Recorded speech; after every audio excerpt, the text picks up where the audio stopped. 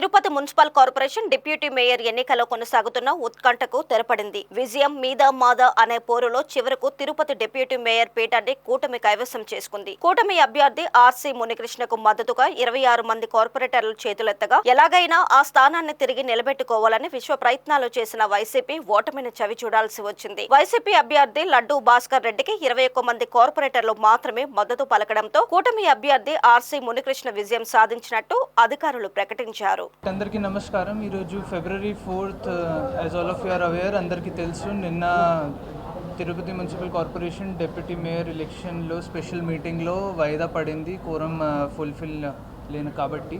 కానీ ఈరోజు out of 50 members allowed to vote 48 members వచ్చారు. And YSRCP candidate Shri T Bhaskar Reddy గారికి 21 ఓట్స్ పడింది. TDP candidate Shri RC Munikrishna గారికి 26 ఓట్ పడింది. So out of this 48 members this is the total situation. And hence deputy mayor post of Tirupati municipal corporation ఈరోజు fill అయింది.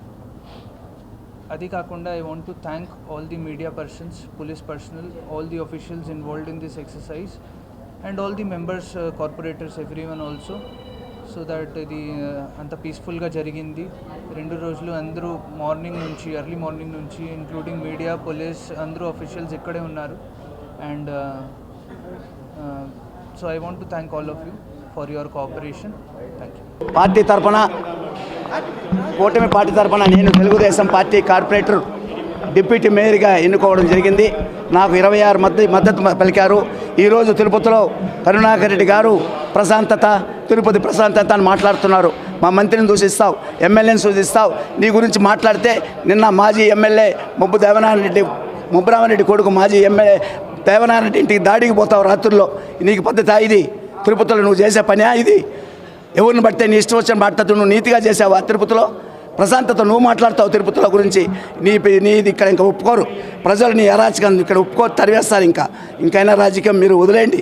నేను ఒకడే గెలిచా, ఈరోజు డిప్యూటీ మేయర్ అయ్యా. నీ చేసిన అరాచకాన్ని తట్టుకోలేక నీ కార్పొరేటర్ నాకు 25 మంది నాకు మద్దతు పలికారు. ఇది గుర్తుపెట్టుకో కరుణాకర్ రెడ్డి గారు.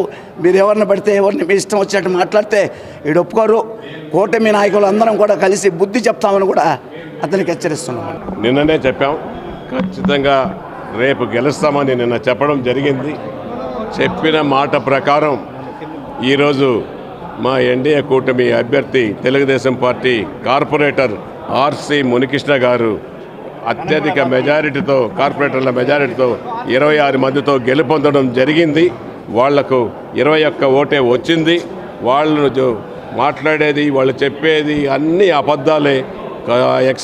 ఎక్స్ఎమ్మెల్యే వైఎస్ఆర్ కాంగ్రెస్ పార్టీ భూమన కరుణాకర్ రెడ్డి 3 రోజులుగా దెయ్యాలు వేదాంతాలు వల్లించిన విధంగా దీర్ఘాలు తీసి తిరుపతి ప్రజలను విసిగి వేచారే విధంగా నీచాతి నికృష్టుడు, నీచాతి దుర్మార్గుడు, మూర్ఖుడు.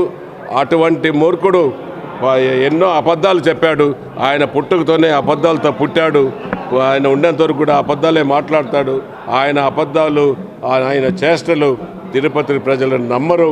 ఆయన ఇప్పుడు జరిగిన 2 సార్లు ఎమ్మెల్యే అయినా కూడా నీతి నిజాయితీగా గెలవలేదు. కొడుకు కూడా నీతి నిజాయితీగా కార్పొరేటర్గా గెలవలేదు. అందుకే ఈరోజు నేను ఒకటే చెప్తున్నా, కరుణాకర్ రెడ్డి గారికి గుర్తుపెట్టుకోవాల్సిన అవసరం ఉంది. 50 మంది కార్పొరేటర్లు ఉంటే 49 మంది గెలుచుకున్నాం. ఒకే ఒక్కడు తెలుగుదేశం. ఆ ఒక్కడు ఈరోజు 26 మంది కార్పొరేటర్లతో గెలుపొందాడు. నువ్వు 21 మందితో ఓడిపోయావు. గుర్తుపెట్టుకో, భవిష్యత్తులో నీకు రాజకీయ భిక్ష తిరుపతి ప్రజలు పెట్టే పరిస్థితి లేదు. నువ్వు మాట్లాడే మాటలు అన్నీ అబద్ధాల కోరు. నువ్వు ఒక నీచుడు, నికృష్టుడు, మూర్ఖుడు అని మేము ఈరోజు తప్పకుండా చెప్తాం.